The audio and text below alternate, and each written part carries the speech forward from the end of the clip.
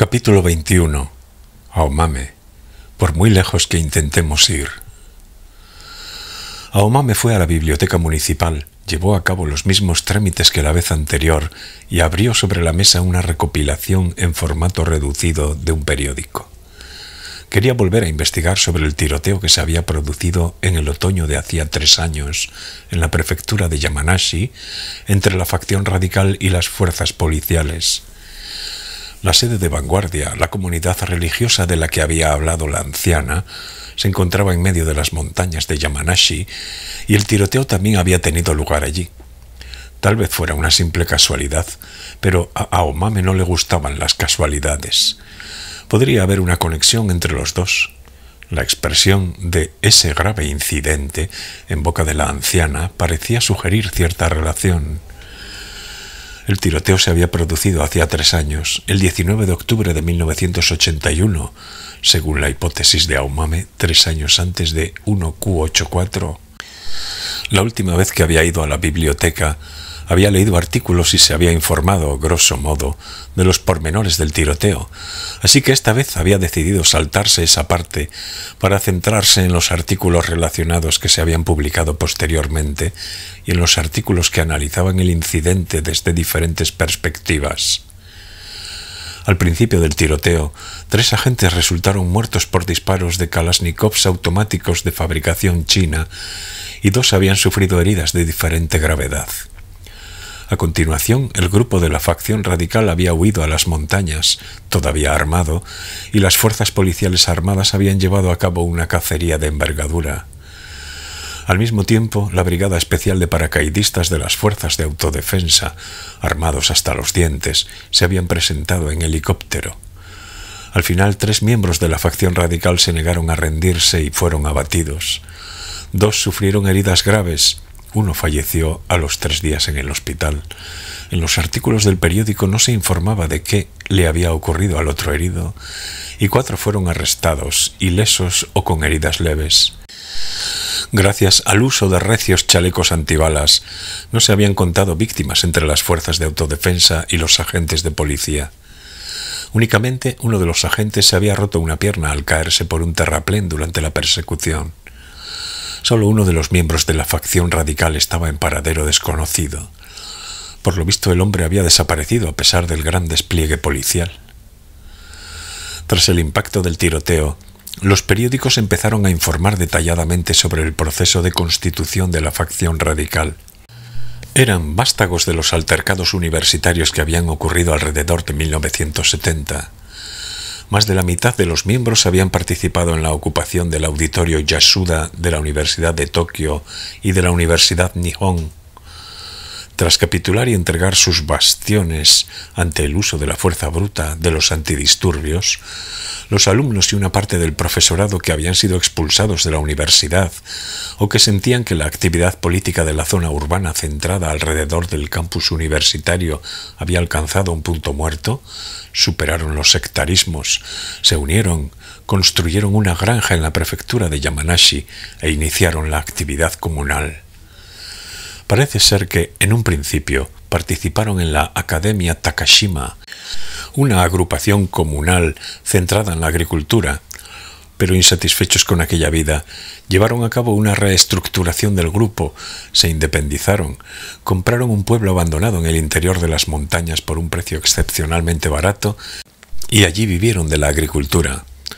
Aunque al principio no todo fue coser y cantar, al cabo de poco tiempo los alimentos producidos mediante agricultura orgánica experimentaron un silencioso auge en la ciudad y, al parecer, montaron un negocio de venta de hortalizas por correspondencia. Gracias a aquellos vientos propicios, la hacienda creció cada vez más. Ellos eran de todos modos gente seria y trabajadora, bien organizada, bajo el mando de un dirigente. El nombre de aquella comuna era Vanguardia. Aomame frunció gravemente el ceño y tragó saliva haciendo mucho ruido en el fondo de su garganta. Luego dio unos golpecitos en la superficie de la mesa con el bolígrafo que tenía en la mano. Siguió leyendo los artículos. Pero aunque la gestión de la comuna se había estabilizado, en el interior de Vanguardia se había formado, de forma progresiva, una clara división. El grupo estaba escindido entre una facción radical a favor de la lucha armada, que todavía aspiraba a un movimiento revolucionario de guerrillas guiado por los dictados del marxismo, y una facción comunal relativamente pacífica que admitía el hecho de que una revolución violenta no era una opción realista en el Japón moderno, que además rechazaba el espíritu del capitalismo y que tenía como objetivo una vida natural en armonía con la tierra. Y fue en 1976 cuando la facción comunal, que era superior en número, expulsó de Vanguardia a la facción a favor de la lucha armada. Sin embargo, Vanguardia no echó a la facción radical por la fuerza. Según los periódicos, les proporcionaron nuevos terrenos y cierta financiación, y parece ser que les pidieron que se marcharan amigablemente. La facción radical aceptó el trato y levantó su propia comuna, Amanecer, en el nuevo terreno otorgado. Entonces, en cierto momento, adquirieron armamento de gran potencia. Se espera que investigaciones futuras esclarezcan las vías de adquisición y la provisión de fondos.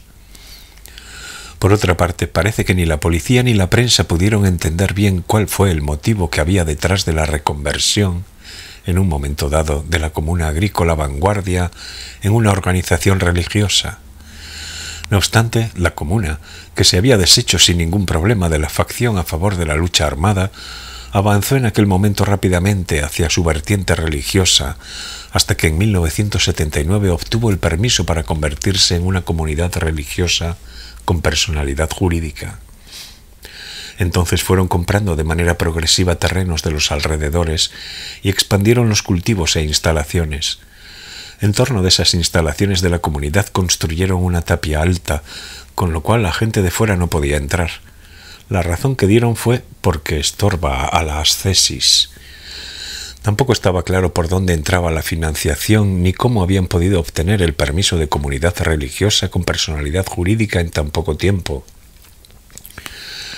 El grupo radical que se mudó al nuevo terreno, además de dedicarse a los trabajos agrícolas, se volcó en un entrenamiento secreto para la lucha armada. Al poco tiempo surgieron algunas desavenencias con los agricultores vecinos.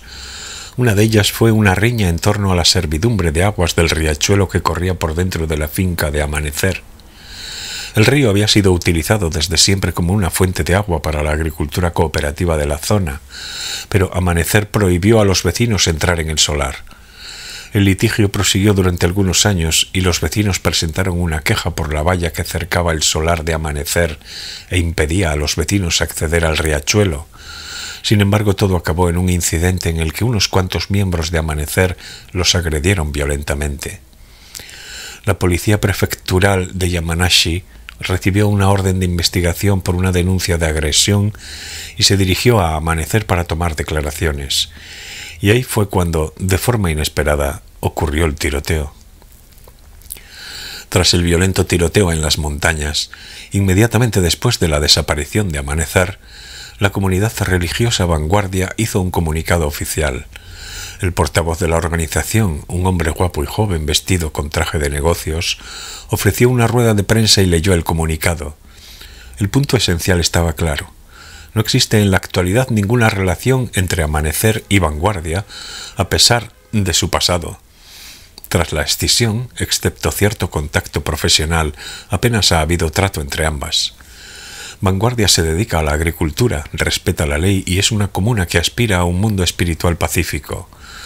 Habiendo llegado a la conclusión de que no podía colaborar más con los miembros de Amanecer, vinculados a una ideología revolucionaria radical, rompió con ellos de manera amistosa.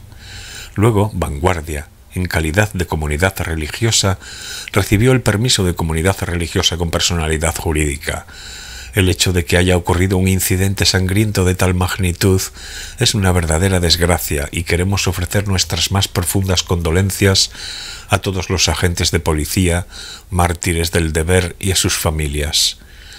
La comunidad religiosa Vanguardia no ha participado en el presente suceso de ninguna forma.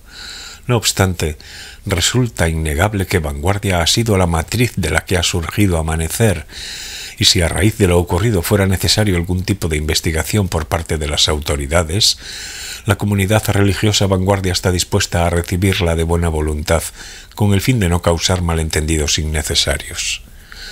Esta comunidad es una agrupación legal abierta a la sociedad sin nada que esconder. En caso de que sea necesario exponer alguna información, deseamos colaborar en la medida de lo posible.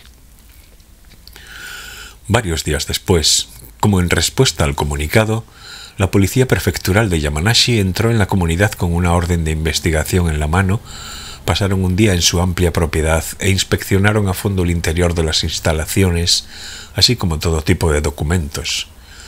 Algunos de los miembros de la dirección fueron interrogados. Las autoridades sospechaban que, aunque en apariencia se habían separado, el trato entre ambas partes había proseguido tras la escisión y Vanguardia podría haber participado subrepticiamente en las actividades de Amanecer. Sin embargo, no encontraron ni una sola prueba.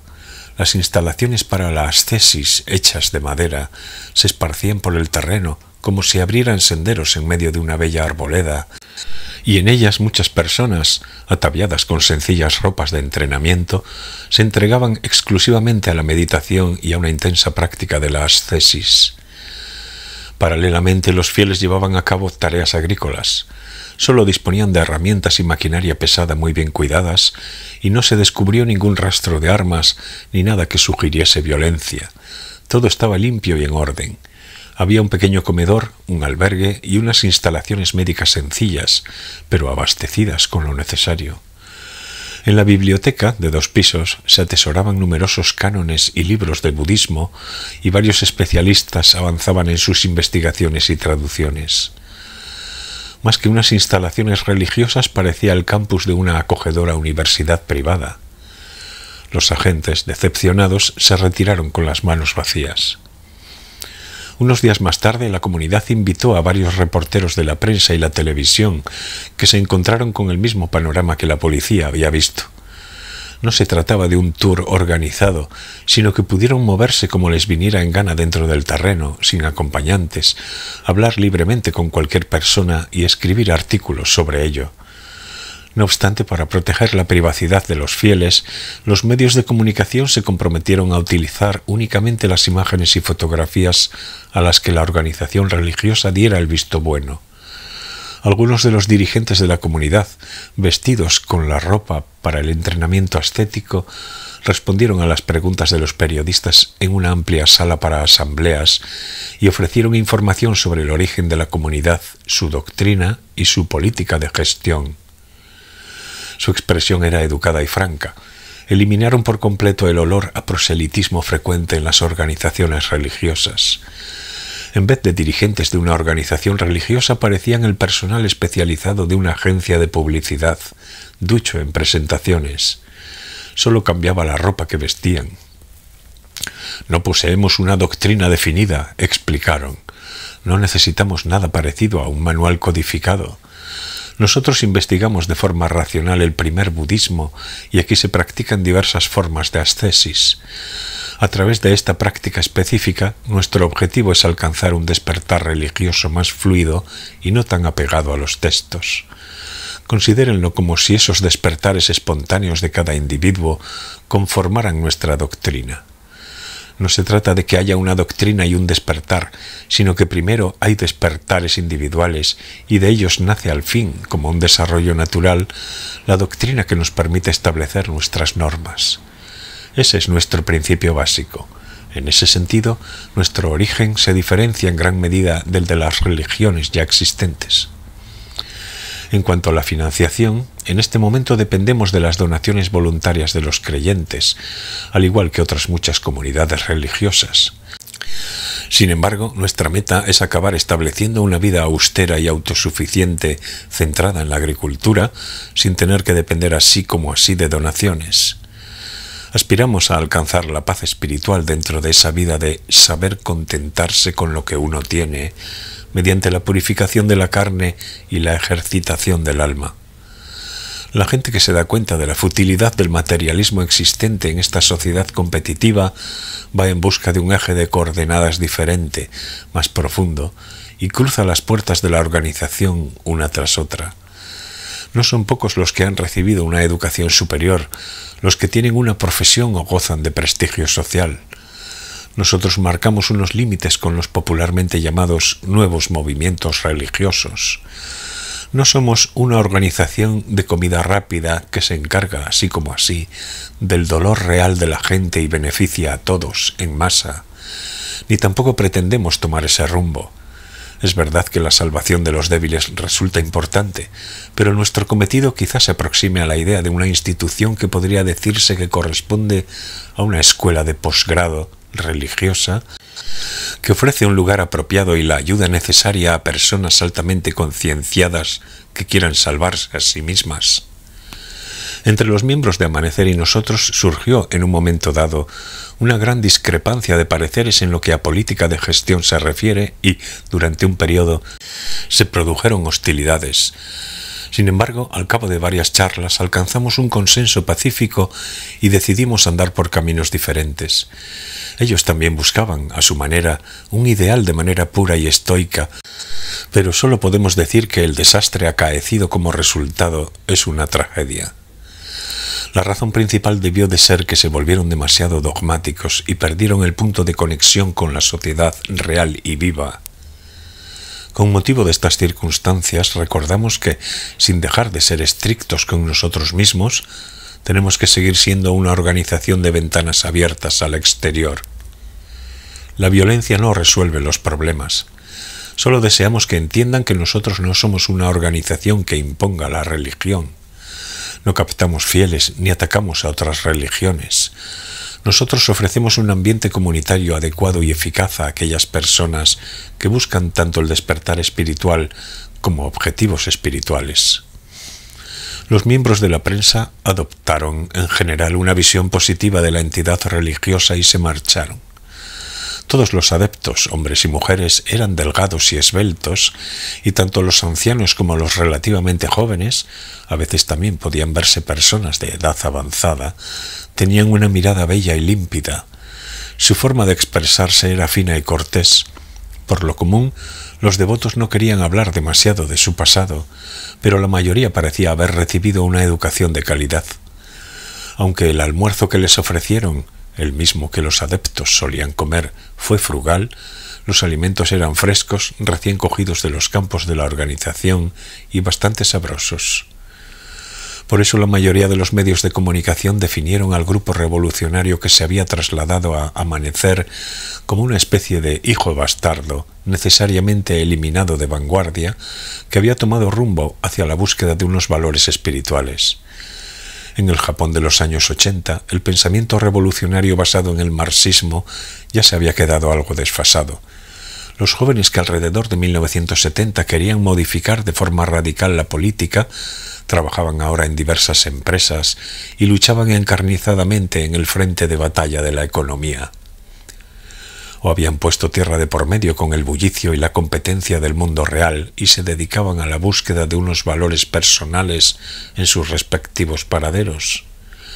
En fin, la corriente del mundo había cambiado y la época concentrada en la política ya era cosa del pasado.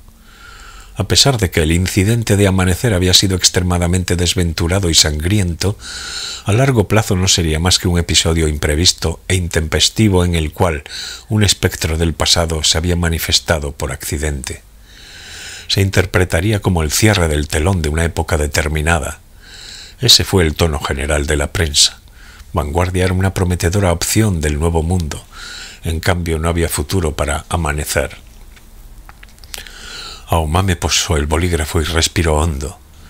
Entonces le vinieron a la mente los ojos totalmente inexpresivos y carentes de profundidad de Tsubasa. Aquellos ojos me estaban mirando, pero al mismo tiempo no miraban nada. En ellos había ausente algo importante. No es tan sencillo, pensó Aomame. La situación de Vanguardia no es tan limpia como la pintan en la prensa. Hay una parte oscura oculta en su interior. Según la anciana, la persona a quien llaman líder viola a niñas de apenas unos 10 años de edad y alega que es un acto religioso. Los medios de comunicación no lo saben. Ellos solo pasaron media jornada allí. Los guiaron en orden por unas instalaciones para la ascesis, les ofrecieron un almuerzo a base de alimentos frescos, escucharon una bella explicación sobre el despertar del alma y regresaron satisfechos. No vieron lo que estaba ocurriendo realmente en el interior. Al salir de la biblioteca, Aomame entró en una cafetería y pidió un café. Desde el teléfono del establecimiento llamó a Ayumi a su puesto de trabajo. Era el número al que le había dicho que podía llamar siempre. Le dijeron que estaba de servicio, pero que volvería a la comisaría en unas 2 horas. Aomame no dejó su nombre, solo respondió que llamaría más tarde. Se fue a su apartamento y 2 horas más tarde volvió a marcar el número. Ayumi se puso al aparato. «Buenos días, Aomame, ¿qué tal?» «Bien, ¿y tú?» «Yo también, aunque no tenga a ningún hombre a mi lado. ¿Y tú?» «Estoy en las mismas», respondió Aomame. «Es que no puede ser», dijo Ayumi, «que 2 chicas jóvenes y atractivas como nosotras lo pasen mal para satisfacer su saludable apetito sexual y no hagan más que refunfuñar. Quiere decir que algo no anda bien en este mundo. Tenemos que hacer algo al respecto». «Sí, pero, oye, ¿no pasa nada porque hables en voz tan alta? Estás de servicio, ¿no hay nadie cerca?» «Tranquila, puedes hablarme de lo que quieras», respondió Ayumi. «Si fuera posible, me gustaría pedirte un favor. Es que no se me ocurre nadie más a quien pedírselo. Claro, no sé si podré ayudarte, pero dime de qué se trata». «¿Conoces una organización religiosa que se llama Vanguardia? Tiene su sede en medio de las montañas de la prefectura de Yamanashi». «Vanguardia, ¿verdad?», dijo Ayumi. Luego rebuscó en su memoria durante unos 10 segundos. «Sí, creo que la conozco. Es una especie de comuna religiosa a la que perteneció aquel grupo radical Amanecer que provocó el incidente del tiroteo en Yamanashi, ¿no? Hubo un tiroteo en el que desgraciadamente 3 agentes de la policía prefectural fallecieron. Pero Vanguardia no participó en los hechos. Tras el incidente se realizó una investigación en la comunidad. Sin embargo, salió limpia. ¿Y entonces? Quería saber si en Vanguardia se ha producido algún incidente más después del tiroteo, de tipo criminal o civil, pero soy inexperta y no sé cómo investigar. Solo puedo leer las versiones en formato reducido de la prensa. Sin embargo, he pensado que un policía podría investigarlo de alguna manera. No es tan fácil. Me gustaría poder decirte que, si lo busco en el ordenador, lo sabré enseguida, pero, desgraciadamente, la información de la policía japonesa aún no está tan avanzada. Creo que todavía van a tener que pasar varios años hasta que eso ocurra. Por lo tanto, ahora mismo para saberlo tendría que preguntar a la policía de Yamanashi y pedirles que me envíen por correo una copia del expediente. Para ello primero debo rellenar un formulario de solicitud de documentos que tiene que recibir la aprobación de mis superiores. Obviamente también tengo que dejar por escrito la razón de la solicitud.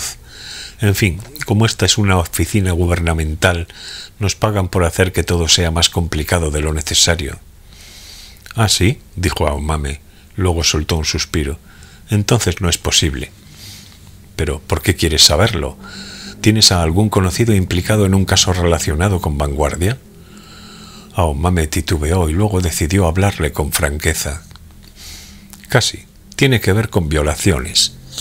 En esta fase aún no puedo darte detalles, pero se trata de violaciones de niñas. Me han informado de que, bajo esa fachada religiosa, se cometen violaciones de forma sistemática». A través del auricular sintió que Ayumi estaba frunciendo ligeramente el ceño. «¿Violaciones? Es intolerable». «Por supuesto», dijo Aomame. «¿Cuántos años tienen las niñas?» 10 o menos. En todo caso, niñas a las que todavía no les ha venido la primera regla». Ayumi se quedó callada un buen rato al auricular. A continuación habló con una voz monótona. «De acuerdo, si es así, pensaré en alguna solución. ¿Me das 2 o 3 días?»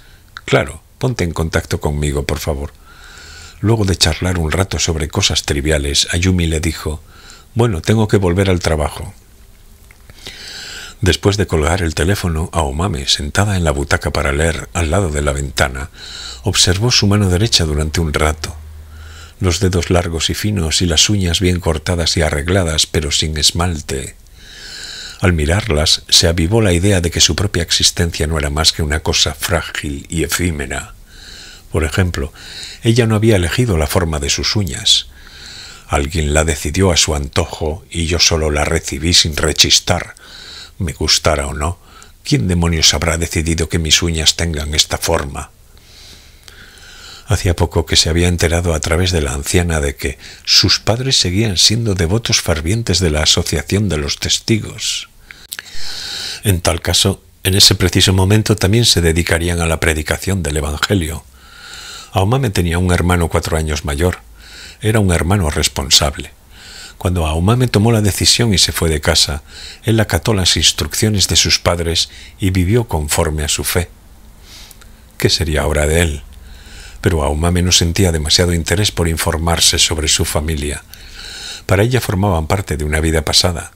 Había roto todo vínculo con ellos. Hacía tiempo que intentaba olvidarse, sin excepción, de todo lo que le había ocurrido hasta cumplir los 10 años.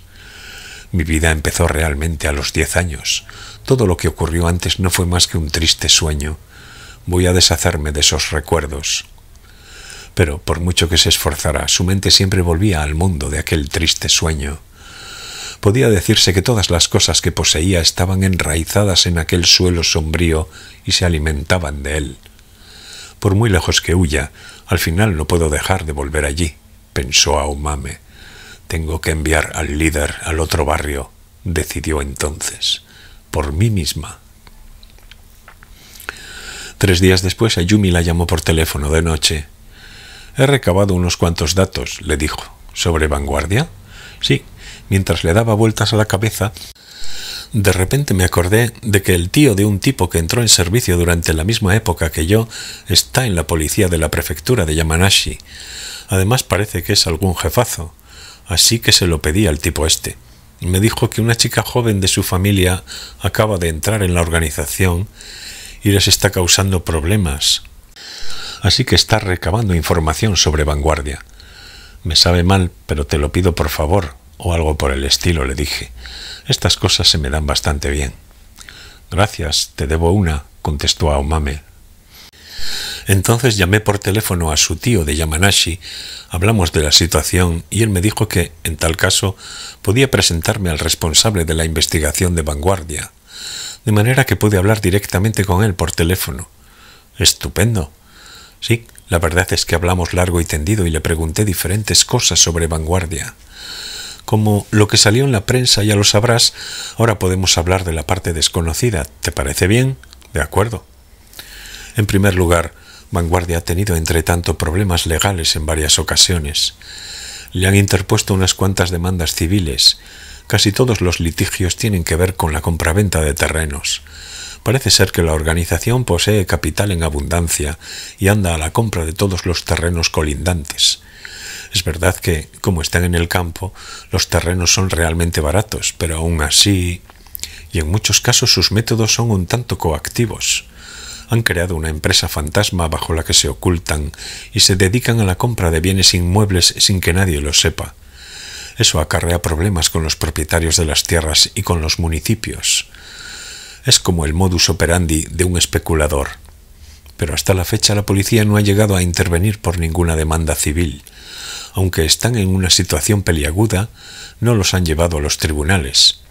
Tal vez haya una intriga espinosa o política de trasfondo, porque cuando los políticos mueven los hilos, a veces la policía se muestra indulgente. El asunto se está inflando y, si se realizara una investigación, otro gallo cantaría. Vanguardia no está tan limpia como aparenta, sobre todo en lo que a actividad económica se refiere. Es algo que la mayoría de los devotos desconocen, pero si se observa el registro de compraventa de bienes inmuebles, no se puede decir que la tropa que forma la directiva encargada de la gestión de fondos no tenga las manos sucias. Por mucha buena voluntad que se le eche, resulta difícil pensar que se pueda ir en busca de una espiritualidad pura y al mismo tiempo manejar dinero. Y es que estos tipos no solo operan en la prefectura de Yamanashi, sino que también poseen propiedades y edificios en el centro de Tokio y Osaka. Todos terrenos de primera categoría, en Shibuya, Minami Aoyama, Shoto. Parece que la organización prevé expandirse a escala nacional y quizá por ello haya decidido dar un cambio de rumbo hacia el negocio inmobiliario. ¿Por qué habría de extenderse al centro de la ciudad una entidad religiosa cuyo último objetivo es vivir en plena naturaleza y realizar inocentes y estrictos ejercicios de ascesis? ¿Y de dónde sale esa considerable cantidad de dinero?, planteó Ayumi. Cultivando y vendiendo nabos y zanahorias es imposible recabar tales fondos. Les sacan el dinero a los adeptos en forma de donaciones. Puede ser, pero no creo que sea suficiente. Seguro que tienen alguna otra vía para conseguir fondos. Además, hace poco me encontré con una información alarmante, algo que es posible que te interese. Dentro de la organización hay bastantes hijos de adeptos que, fundamentalmente, van a la escuela primaria local. Sin embargo, muchos de ellos dejan de ir a las clases al cabo de un tiempo. El colegio intenta por todos los medios que asistan, ya que se trata de educación obligatoria, pero la organización solo aduce que algunos de los niños se emperran en que no quieren ir y hacen caso omiso. Alegan que, en cuanto a sus estudios, no tienen que preocuparse, porque ellos se encargan en persona de la educación de los niños. Auma me recordó su época en la escuela primaria. Entendía por qué los niños de la organización no querían ir al colegio. Allí solo eran marginados, vejados e ignorados. Tal vez se sientan incómodos en la escuela local, dijo Aumame. Además, puede que no ir a la escuela no sea tan inusual. Pero según los maestros que se ocupaban de los niños, muchos de ellos parecían sufrir trastornos mentales, sin distinción de sexo. En un principio son niños alegres, normales y corrientes, pero a medida que los cursos avanzan, el número disminuye, se vuelven inexpresivos, luego extremadamente insensibles y poco después dejan de ir al colegio. Muchos de los niños procedentes de vanguardia pasan por las mismas fases y muestran los mismos síntomas. Y eso es algo que extraña y preocupa a los profesores. ¿En qué situación se encuentran los niños recluidos en la organización una vez que no vuelven a asomarse por la escuela? ¿Estarán bien? Pero no pueden verlos, ya que han prohibido la entrada en el complejo a cualquier persona ajena. Son los mismos síntomas que padece Tsubasa, pensó Aomame. Insensibilidad extrema, inexpresividad, casi no abre la boca. Tú supones que dentro de vanguardia están maltratando a los niños o algo por el estilo, de manera sistemática, y que seguramente también se cometen violaciones. Sin embargo, como solo es una suposición sin fundamento, la policía no va a actuar. No, la policía es una rama muy conservadora de la administración pública y los jefazos solo tienen en mente hacer carrera. Es cierto que los hay que no son así, pero la gran mayoría aspira únicamente a medrar sin riesgos y, después de la jubilación, ser nombrados para un puesto importante en una organización subsidiaria del gobierno o en una empresa privada, de modo que nunca se mojan en asuntos espinosos o arriesgados. ¿No será que esos tipejos se van a llevar un trozo del pastel una vez que éste se enfríe? Si los nombres de las víctimas salieran a la luz y pudieran testificar abiertamente ante un tribunal, mudarían las tornas, pero no parece que vaya a ser tan fácil. Sí, quizás sea difícil, recalcó Aomame, pero gracias de todas formas. La información me ha servido de gran ayuda. Te lo tengo que agradecer de algún modo. Pues ya que estamos, salgamos las dos por Roppongi, que queda cerca, y olvidemos los problemas.